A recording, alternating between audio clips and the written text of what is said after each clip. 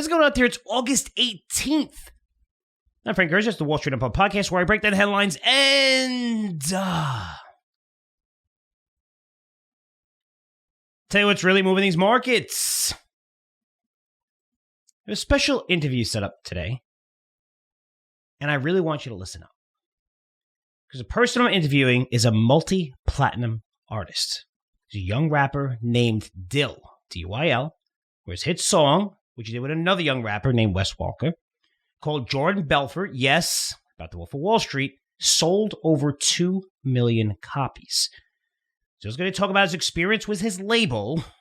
Actually, he's going to tell you how he got screwed by his label, which led him to create NFTs, non-fungible tokens, and start doing performances in the Metaverse. So I interviewed him a few weeks ago at the Metaverse conference in Las Vegas, where he also performed at the post-conference VIP event. And by the way, he's awesome. It was really, really good. Anyway, I think Dill's story is fascinating. He's one of 35 people I interviewed with very, very big social media followers that are going all in the Metaverse and NFTs. Some fascinating people. But after you listen to this one specifically, you know exactly why they're going all in on these major trends. And here's that interview right now. Dill, thanks so much for joining us, man. What's going on? Hey, how's it going? Happy to be here at the Metaverse Expo. Let's do it. Metaverse Expo, probably something you might have not said 2 years ago, right? Now you're seeing so many artists like yourself get into it. Talk a little bit about what you do and introduce yourself to the audience. Yeah, I'm a multi-platinum artist. I've been in the music industry almost a decade now. And about 6 years ago, I got into crypto. And I found a new passion for crypto when I got involved. And I actually quit making music for a couple years until I realized that music is my true passion. And I wanted to use my platform as a multi-platinum artist to teach people what I had learned about the future of financial and creative freedom. So in 2018, I recorded this album, Crypto Rich, which came out in 2019. It was the first album to tell a whole story about crypto through music. And now it's become one of the top selling music NFTs. We do shows in the Metaverse. We do IRL shows. We have merch. We have all different types of utility for my collectors. So it's been amazing for me as an artist coming from the traditional industry where artists typically get screwed financially to this new way of doing things where now I'm able to get funding from my community without having to give up all of my music ownership. So talk about the screw part, not in a bad way, and I don't want you to mention names, but a lot of artists probably have gone down that path and they figured out and they got famous. And I hear that with so many people where they'll come out with the content, they'll do everything, and next thing you know, they're not making any money at all. And a couple years later, it's kind of like a shit show. Talk about that and how it led to what you're doing now, because now you still have your audience. Your audience knows you, and you have social media. And now, we'll get to the NFT part, but talk about that and how it led to this. Yeah, I mean, the problem in the music industry is that the labels have built a business model of basically giving predatory deals. So what they do is they look for new upcoming artists. They often sell them a dream. And unless you're the top 1% of artists at that label, a lot of times you kind of get left out to dry. And so that's what happened to us. We took a deal, we were sold a big dream, but then ultimately the label never reinvested in us, right? So this song is multi-platinum, over 2 million in sales, and I've only seen a tiny percentage of that, less than a living wage that I get every year, right?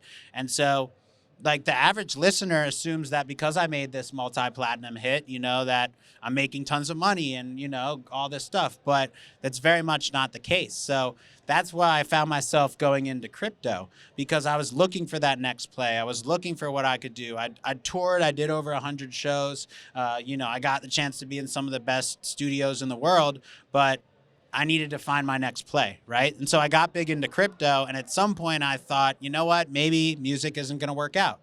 But I think it came full circle when I decided to tell my crypto story through music, and that's brought me to where I am today. So in many ways, if that situation didn't happen with the label, then maybe I'd still be looking for a label deal. Maybe I'd still be looking for that one up.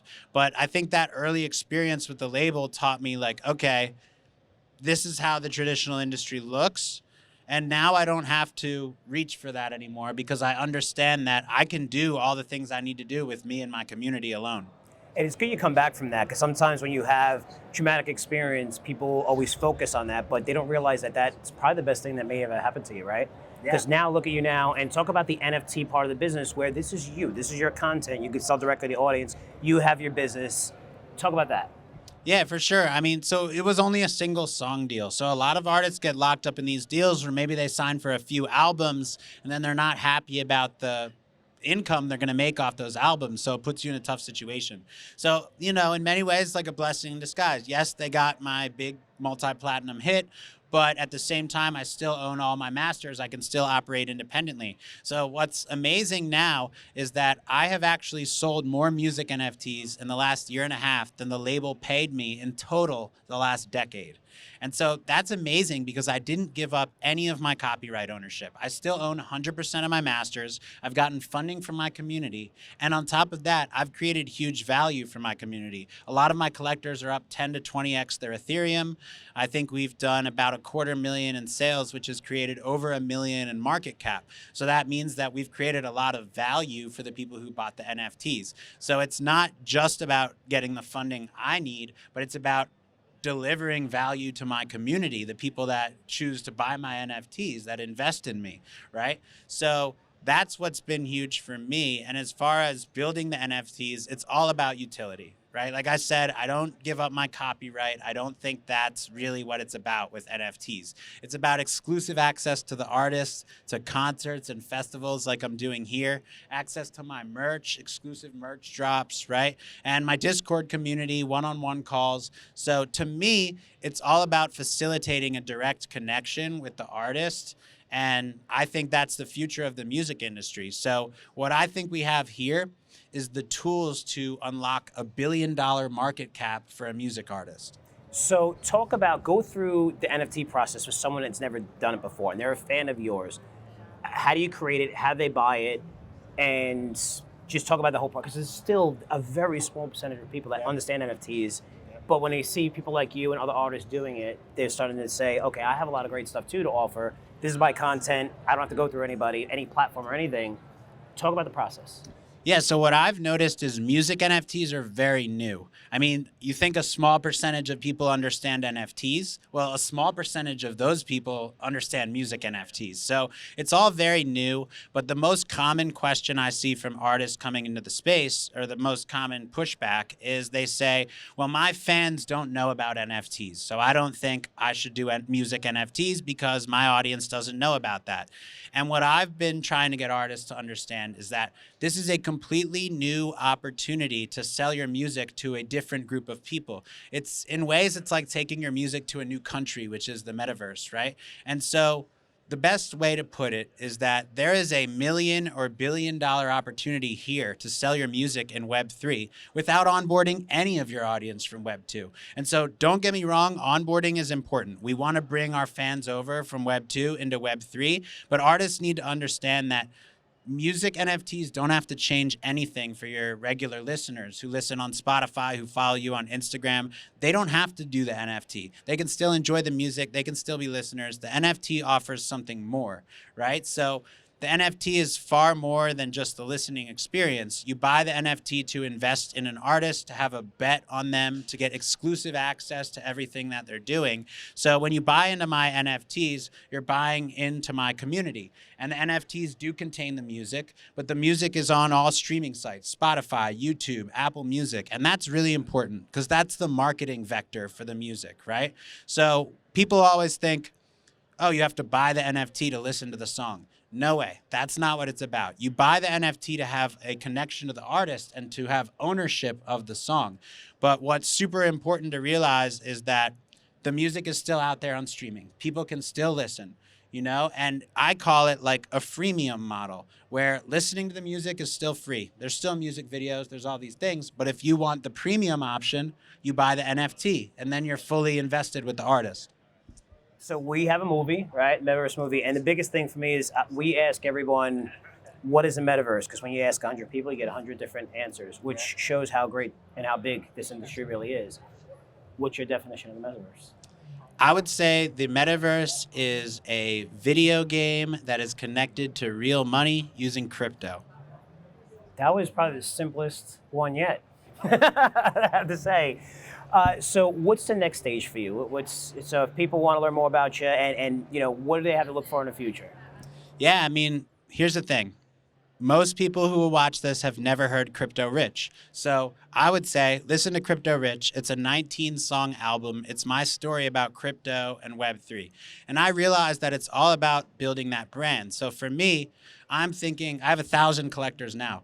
I'm thinking, how do we get 10,000 collectors to hold Crypto Rich? So it's not all about, oh, I have to drop the new album and the new album and the new album. This community is about building your core fan base. So for me, we're actually doing a new drop for Crypto Rich. I'm continuing to scale up the community while working on new stuff. So I also have a new project called NFT Mixtape that's coming soon.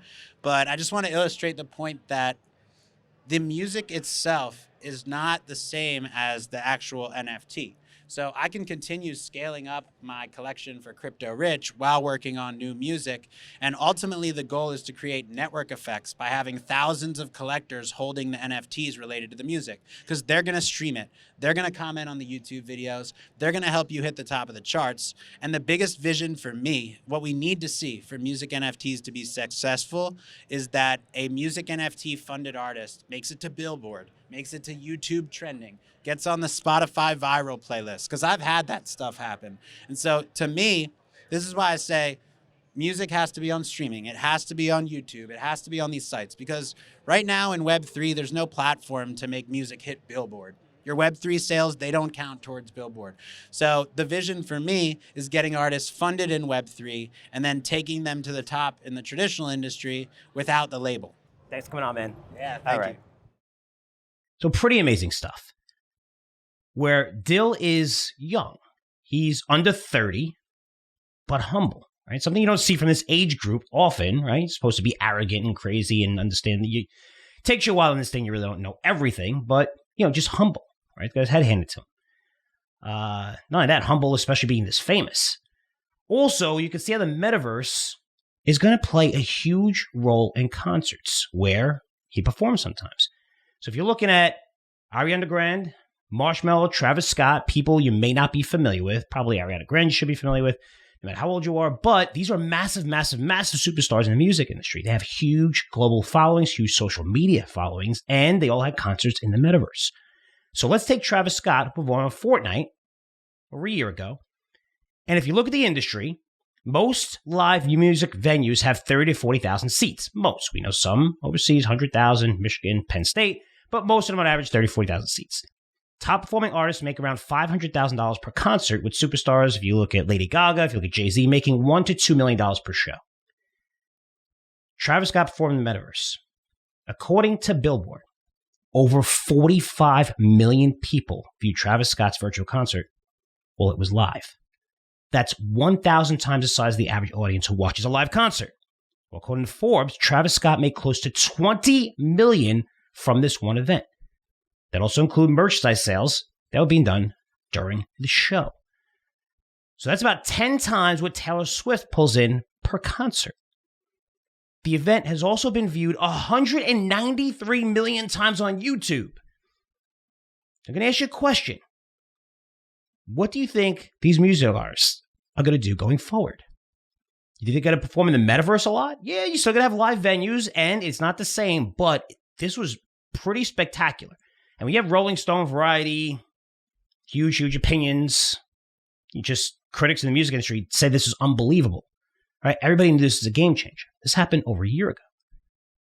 So you're looking at lots more artists. So you have Justin Bieber, probably the biggest following in social media. Just did one on a separate metaverse platform. So what do you think they're going to do with the amount of money you could make, the amount of people that attend? Doesn't it make sense?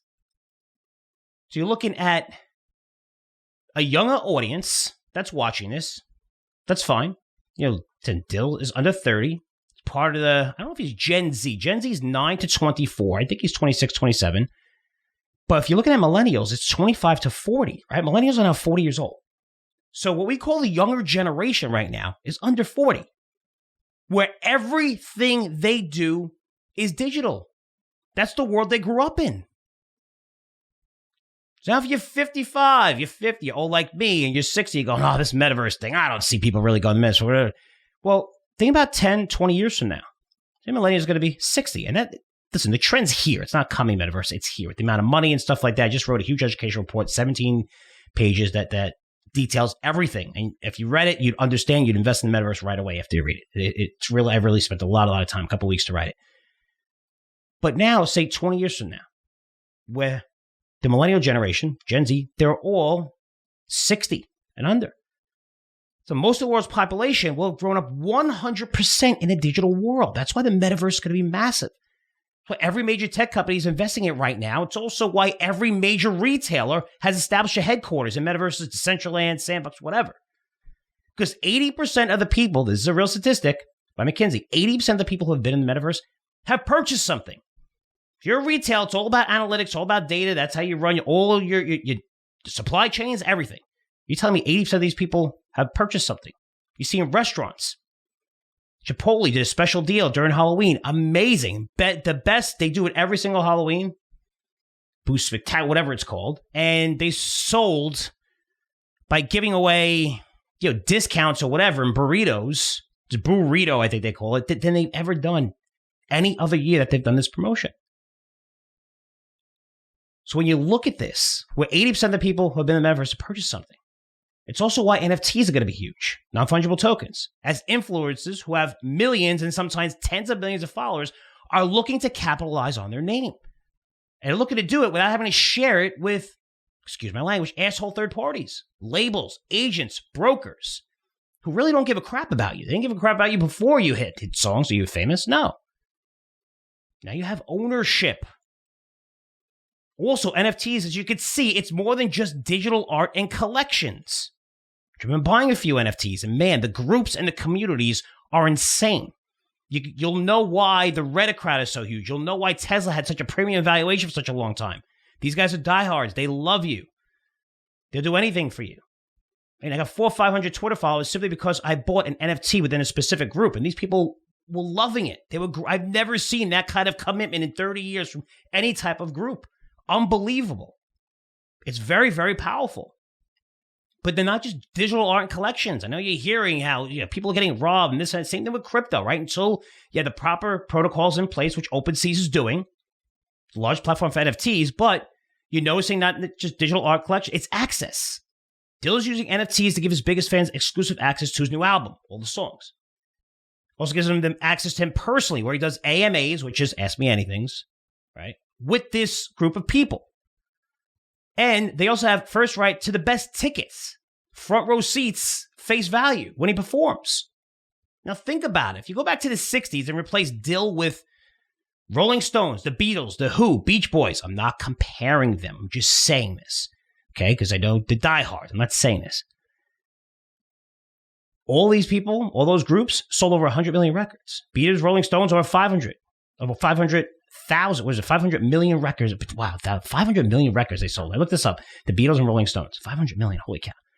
But if you're looking at the Who, Beach Boys, there's over 100 million records sold. They look at Dill, a rapper, and I'll be honest with you, I never heard of before I interviewed him in Las Vegas, has quite a few following himself, where he has over 41 million people who watch his Jordan Belfort music video on YouTube. 41 million! I really never heard of. Holy shit. 41 million. But this is the access the current artists are going to give their fans. That's the future. So you think about it right now and investing in someone like that, say if they turn out to be that big. Then you're going to own a lot of stuff that they created early on. Think about the memorabilia that's being sold from those groups.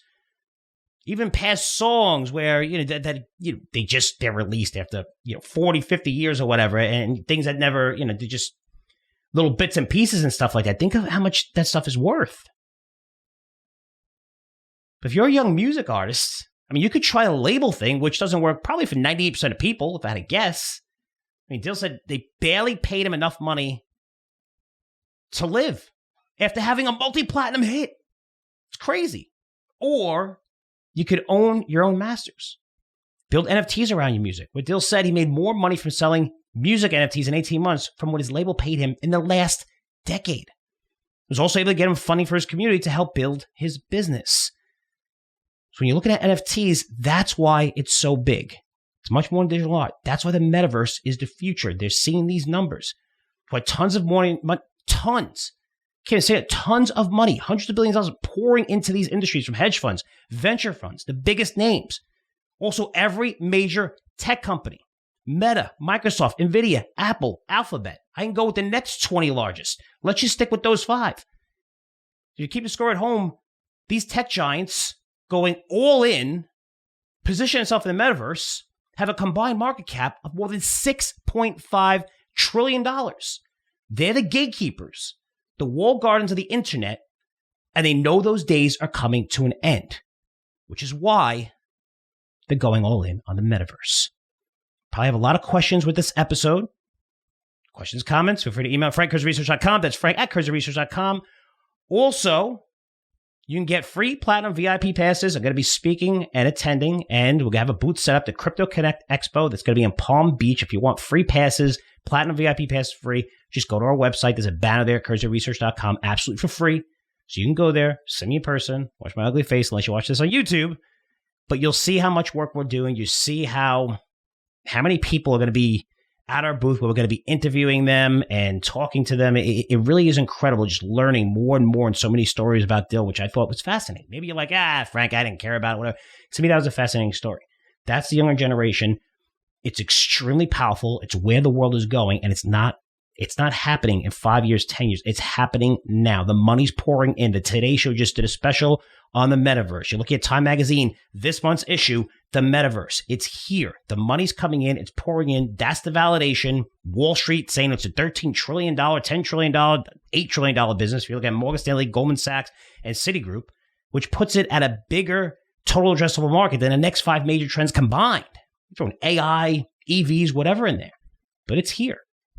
Anyway, I'm going to be meeting a lot of these people. You want to learn more, I'm going to have free tickets. It should be a really good concert. Not a concert, but an event. There are going to be concerts there. It's going to be after party events there and some really, really exciting stuff. These guys really know how to throw a party and throw a concert. They've been doing it for a long time, concerts and expos. So really cool. Should be sold out pretty soon. But again, we do have probably a dozen, 2 dozen free tickets, and those are platinum VIP passes for free. Just go to our website, curzioresearch.com, if you're interested in going and seeing me, or you get those tickets and you don't have to see me. It's up to you. But they're for free. It's the least I can do for you to listen to this podcast. That's going to be a very entertaining conference. Looking forward to it. Again, that is this Saturday and Sunday. So guys, really appreciate all the support. Hopefully I'll see some of you at the conference. If not, I'll see you next week. Take care.